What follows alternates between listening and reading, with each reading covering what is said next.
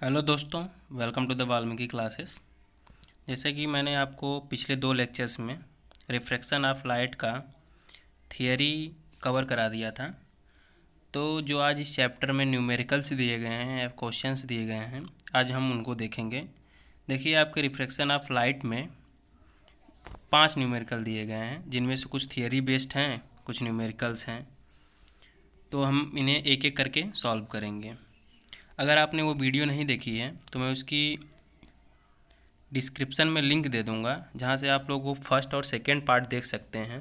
देखने के बाद आई होप कि आप ये न्यूमेरिकल खुद से भी सॉल्व कर सकते हैं, आपको कोई प्रॉब्लम नहीं आएगी। तो चलिए सबसे पहले फर्स्ट न्यूमेरिकल देखते हैं या क्वेश्चन देखते हैं। जो है, देखिए, पहला पूछा गया है कि वायु में गमन करती प्रकाश की एक किरण जल में तिरछी प्रवेश करती है। एक ये क्वेश्चन है आपका कि जो मान लीजिए 2 माध्यम दिए गए हैं, मीडियम 1 और मीडियम 2। तो ये ऊपर वाला मीडियम एयर का है, नीचे वाला वाटर का है। तो उसने कहा है कि वायु में गमन करती हुई किरण है कोई प्रकाश की, जो जल में जब प्रवेश करती है तो वह तिरछी हो जाती है। इसका कारण क्या है? आई होप कि अगर आपने मेरा लेक्चर देखा है तो आप ये क्वेश्चन खुद से भी सॉल्व कर सकते हैं, लेकिन मैं आपको खुद बताऊंगा कि इसका रीज़न क्या है। फिर उसके बाद आगे पूछा है, क्या प्रकाश किरण अभिलंब की ओर झुकेगी अथवा अभिलंब से दूर हटेगी। ये अभिलंब क्या है, उससे झुकेगी या दूर हटेगी, ये सारी बातें आगे आगे डिस्कस करते हैं। देखिए, मैंने बताया आपको, मैं एग्जांपल से इसे बताऊंगा। हमारा 2 मीडियम है, एक है एयर का, एक है वाटर का। तो जब हमारी कोई रे ऑफ लाइट है, जो प्रकाश की किरण है, जब वो हमारा एयर से वाटर में एंटर करता है तो क्या होता है, उसमें यही क्वेश्चन पूछा गया है। तो बेसिकली आपको आंसर लिखना रहेगा, तो मैं आपको लिखने का तरीका बता देता हूँ। देखिए, क्वेश्चन पूछा गया है, क्या प्रकाश की किरण अभिलंब की ओर झुकेगी अथवा दूर हटेगी। तो इसका आंसर आप खुद देख सकते हैं। जब हमारा जो रे ऑफ लाइट है, जब वो एयर में थी और जब वो एयर से वाटर में एंटर करती है तो क्या होती है, उसे जाना तो चाहिए था सीधी, ये देखिए सीधी जाना चाहिए था, लेकिन वो क्या होती है, अभिलंब की तरफ झुक जाती है। आपके पहले क्वेश्चन का आंसर ये है कि जो हमारी प्रकाश की किरण है, जब वह वायु के माध्यम से जल के माध्यम में प्रवेश करती है तो वह अभिलंब की तरफ झुक जाती है। फिर आगे पूछा गया है क्यों झुक जाती है, उसका रीज़न क्या है। चूँकि देखिए, जो हमारा जल है और जो वायु है, ये जल जो है वायु से क्या है, सघन माध्यम है। सघन माध्यम में मैंने आपको बताया था, जो हमारी प्रकाश की चाल होती है, या फिर आप बोल सकते हैं सघन माध्यम में जो कण होते हैं हमारे, वो पास पास होते हैं। कण के पास होने के साथ साथ इनका जो अपूर्णांक होता है वो भी ज़्यादा होता है। मैंने आपको ये भी कराया था, अगर हमारा n का मान ज़्यादा है तो अपूर्णांक क्या है, सघन है। तो जिससे क्या होता है, जब हमारी जो प्रकाश की किरण है वो एयर से वाटर में एंटर करती है तो उसकी स्पीड क्या हो जाती है, स्लो हो जाती है। स्पीड स्लो होने के कारण जो हमारी प्रकाश की किरण हो क्या होती है, अवलंब की तरफ झुक जाती है। तो इसका आंसर आप रिटर्न में लिख सकते हैं। जब हमारी प्रकाश की किरण वायु के माध्यम से जल के माध्यम में प्रवेश करती है तो वह क्या, अभिलंब की तरफ झुक जाती है। इसको हम लोग अभिलंब बोलते हैं, अभिलंब की तरफ झुक जाती है, क्योंकि जो हमारा प्रकाश की किरण की चाल जो होती है वह वायु में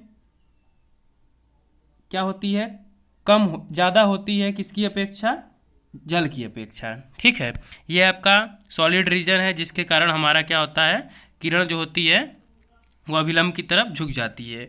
इसका मेन रीज़न होता है, यह अपवर्तन हुआ है इसमें आपका, इसका मेन रीज़न ही है कि प्रकाशों की चाल का अलग अलग माध्यमों में अलग अलग होना। तो मैंने बताया था आपको, जो प्रकाश की चाल होती है सबसे ज़्यादा होती है किसमें, एयर में, और सबसे कम होती है वो होती है हीरे में, चूँकि इनके अपवर्तनांक पे डिपेंड करती हैं इनकी प्रकाश की चालें। तो ये रहा आपके क्वेश्चन फर्स्ट का आंसर। फिर चलिए, आपको रिटर्न में लिखना है, आप खुद से नोट्स बनाइएगा, इनके आंसर लिखिएगा। मैंने आपको आंसर करा दिया है, क्यों झुक जाती है या फिर इसका क्या कारण है। तो चलिए, इस क्वेश्चन नंबर हम लोग सेकेंड की तरफ चलते हैं। सेकेंड में क्या पूछा है, देखिए क्वेश्चन नंबर सेकेंड में पूछा है, प्रकाश वायु से 1.5 अपूर्णांक की कांच की प्लेट में प्रवेश करता है।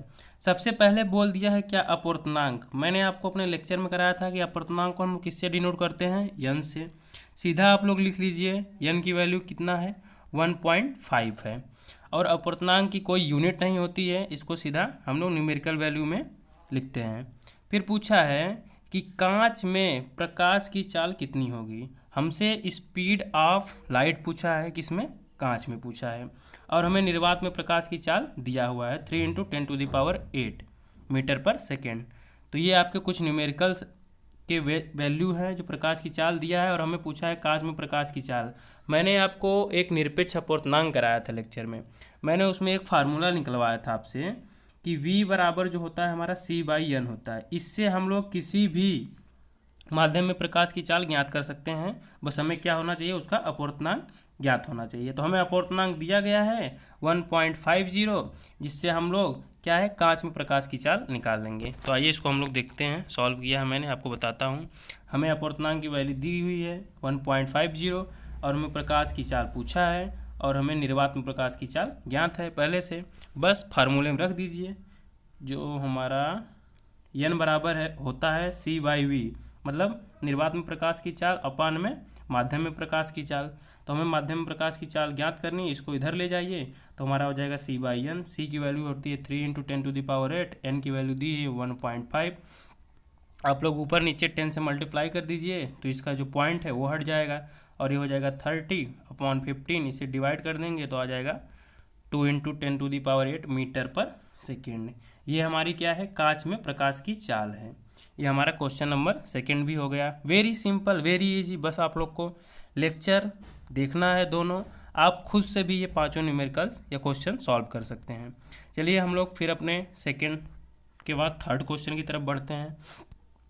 आप लोग के बुक्स में एक सारणी दी हुई थी 10.3, उसमें से आप लोग के क्वेश्चन पूछा गया है कि अधिकतम प्रकाशी घनत्व के माध्यम को ज्ञात कीजिए। देखिए, अधिकतम प्रकाशी घनत्व और न्यूनतम प्रकाशी घनत्व क्या होते हैं या फिर प्रकाशी घनत्व क्या होता है, वो मैं अभी आगे डिस्कस करूंगा। मैंने ये लेक्चर में शायद आप लोग को नहीं कराया था, तो मैं आज वो आपको बारे एक एक करके पॉइंट बता दूंगा।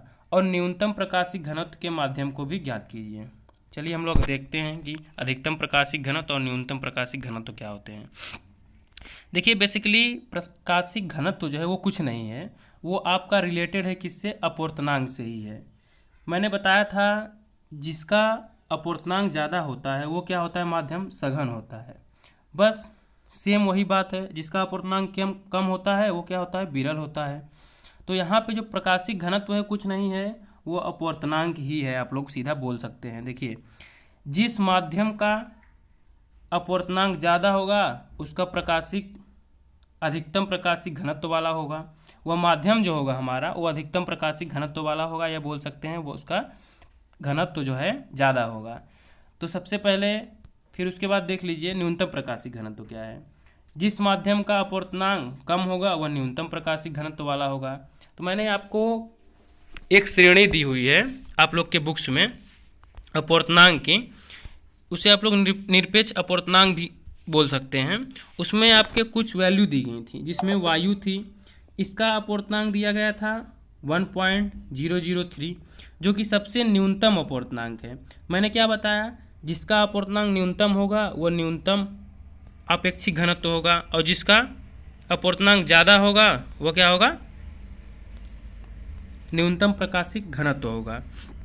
तो बस यही श्रेणी आपको देख के बता रही थी कि किसका जो प्रकाशिक घनत्व है वो सबसे कम है। देखिए, जो सबसे कम प्रकाशिक घनत्व है किसका होगा, जिसका अपूर्णांक सबसे कम होगा। और अपूर्णांक सबसे कम किसका है, हमारे वायु का है। कितना है, 1.003। और जो सबसे ज़्यादा अपूर्णांक है मतलब अधिकतम, वो है हीरे का। तो यह क्या हो जाएगा, हमारा अधिकतम प्रकाशिक घनत्व। ये हमारे रहे क्वेश्चन नंबर थर्ड का आंसर, जो कि प्रकाशिक घनत्व से रिलेटेड था, जिसे आप लोग अपूर्णांक से भी रिलेट करके आंसर दे सकते हैं। फिर चलिए हम आपके अगले क्वेश्चन की तरफ बढ़ते हैं। देखिए, हमारा जो फोर्थ क्वेश्चन है उसमें पूछा है आपसे, उसी श्रेणी को ही लेके क्वेश्चन है। 10.3 जो श्रेणी थी अभी मैंने आपको दिखाया, ये जो निरपेक्ष अपूर्णांक वाली श्रेणी थी, ये इससे आपका क्वेश्चन है। देखिए क्वेश्चन क्या है, चलिए पढ़ते हैं। पहले क्वेश्चन को आप लोग ध्यान से पढ़ेंगे, खुद पे खुद आंसर निकल के आएगा। देखिए, उसमें केरोसिन तारपीन का तेल तथा जल दिए गए हैं। इनमें से किसमें प्रकाश सबसे अधिकतम तीव्र गति से चलता है? अच्छा, तो मतलब इन तीनों माध्यमों में हमसे पूछा है कि प्रकाश की चाल सबसे अधिक किसमें होगी। चलिए इसको सॉल्व करते हैं। देखिए, मैंने आपको बताया था कि जिसका अपवर्तनांक क्या होगा, ज़्यादा होगा। ठीक है, अपवर्तनांक क्या होगा, ज़्यादा होगा। वो हमारा माध्यम कैसा होगा, सघन होगा। माध्यम सघन का मतलब क्या है, उसके कण पास पास होंगे। जब पास पास होंगे तो जो हमारी प्रकाश की चाल है वो क्या होगी, कम होगी। क्योंकि जैसे ही प्रकाश उसमें प्रवेश करेगा उसकी स्पीड क्या हो जाएगी, स्लो हो जाएगी, क्योंकि हमारे जो कण हैं वो क्या है, पास पास हैं। अगर यन का मान कम है तो हमारा क्या है, माध्यम क्या है, विरल है। विरल है तो जो हमारी प्रकाश की चाल है वो इस सघन माध्यम की अपेक्षा ज़्यादा होगी। तो बस इस क्वेश्चन का आंसर देने के लिए हमें ये ज्ञात करना होगा कि इसमें से अपवर्तनांक किसका ज़्यादा है या फिर किसका कम है। तो हमसे पूछा गया है इनमें से सबसे अधिक तीव्र गति से चलेगा। अधिक तीव्र गति से किस में चलेगा भाई, जिसका अपवर्तनांक क्या होगा, कम होगा। कम होगा, कण क्या होंगे, दूर दूर होंगे। दूर दूर होंगे तो उसमें हमारी प्रकाश की चाल अधिक होगी। बस आपको श्रेणी देखनी है, श्रेणी देख के आंसर कर देना है। चलिए श्रेणी की तरफ बढ़ते हैं। देखिए, हम लोग के क्वेश्चन में 3 दिया गया था। एक आपका जल दिया गया था, एक केरोसिन दिया गया था और तारपीन का तेल दिया गया था। मैंने बताया जिसका अपवर्तनांक कम होगा उसमें प्रकाश की चाल ज़्यादा होगी। क्यों? क्योंकि जो हमारी प्रकाश की चाल होती है वो डिपेंड करती है माध्यम कैसा है या फिर माध्यम का अपवर्तनांक क्या है, कम है या ज़्यादा है। देखिए, जिसका अपवर्तनांक कम होगा वो माध्यम क्या होगा, विरल होगा। कण दूर दूर होंगे, उसमें हमारी प्रकाश की चाल ज़्यादा होगी। तो इन तीनों में हमसे पूछा गया है जल, केरोसिन और तारपीन का तेल, इन तीनों में प्रकाश की चाल सबसे तीव्र किस में होगी भाई, उसमें होगी जिसका अपवर्तनांक कम होगा। इसका अपवर्तनांक देखिए, जल का 1.33 है, केरोसिन का 1.44 है, तारपीन के तेल का 1.77 है। तो हमारी जो प्रकाश की चाल सबसे तीव्र होगी वो जल में होगी, क्योंकि इसका अपवर्तनांक सबसे कम है। यही रीज़न है, मैंने आपको अपने पिछले लेक्चर में कराया था, जो प्रकाश की चाल होती है वो वायु में सबसे ज़्यादा होती है। कितनी होती है, 3 × 10⁸ मीटर पर सेकेंड। ये जो है सबसे ज़्यादा प्रकाश की चाल होती है वायु में, और सबसे कम किस में होती है, हीरे में होती है। मैंने ये भी आपको कराया था, क्योंकि इसका अपवर्तनांक जो होता है सबसे ज़्यादा होता है, इसलिए जो हीरे में है हमारी प्रकाश की चाल वो सबसे कम होती है। कितना होती है ये देखने के लिए आप लोग हमारे पिछले लेक्चर को देखिए, खुद भी समझ जाएंगे क्यों होती है। ये पूरा जो मैं है न्यूमेरिकल आपको डिटेल में भी बता सकता हूँ, सॉल्व करा के दिखा सकते हैं कि प्रकाश की चाल तीनों में क्या क्या आएगी। देखिए, मैंने ये सारी बातें आपको बता दी है। अपवर्तनांक ज़्यादा मतलब क्या है, सघन है हमारा माध्यम, उसमें प्रकाश की चाल क्या होगी, कम होगी। अपवर्तनांक कम मतलब यानी कि वैल्यू ज़्यादा, कम, तो माध्यम क्या होगा, विरल होगा। क्यों विरल होगा, क्योंकि कण दूर दूर होंगे, उसमें प्रकाश की चाल ज़्यादा हो जाएगी। देखिए, इन तीनों में हमको अपवर्तनांक दिया गया था, केरोसिन का, तारपीन का, जल का। केरोसिन का था 1.44, 1.7747, तारपीन का था, और जल का था 1.33। हमसे देखिए सबसे पहले पूछा गया था उसमें कि किस में तीव्र होगी, मतलब सबसे ज़्यादा प्रकाश की चाल किस में होगी। तो हमें पता है कि अगर हमें यन की वैल्यू पता है, अपवर्तनांक की वैल्यू पता है, तो हम लोग किसी माध्यम में प्रकाश की चाल ज्ञात कर सकते हैं। मैंने आपको फार्मूला बता रखा है, क्या, V = C/N। बस लगा दीजिए। हमने जल में लगाया C/N 3 × 10⁸ मीटर पर सेकेंड, अपॉन में 1.33 होता है अपवर्तनांक इसका जल का, तो हम लोग इसे डिवाइड करेंगे तो आएगा 2.25। तारपीन में निकालेंगे तो आएगा 2.04। केरोसिन में निकालेंगे तो आएगा 2.08। देखिए, सबसे ज़्यादा प्रकाश की चाल किस में आ रही है, जल में आ रही है ना, 2.25 × 10⁸ मीटर पर सेकेंड। तो बस मैंने उसको लेके रिजल्ट लिख दिया आपका। जो हमारी प्रकाश की चाल होगी सबसे ज़्यादा जल में होगी, फिर उसके बाद केरोसिन में होगी, फिर उसके बाद तारपीन में होगी। ये हमारा क्वेश्चन नंबर 4 का आंसर था इन डिटेल्ड। आपको कोई भी कन्फ्यूजन हम लोग नहीं रखना है, एक एक पॉइंट क्लियर करना है। ठीक है, फिर अगले चलिए लास्ट क्वेश्चन की तरफ हम लोग बढ़ते हैं। क्या है देखते हैं। सबसे पहले देखिए, पूछा गया है हीरे का अपवर्तनांक 2.42।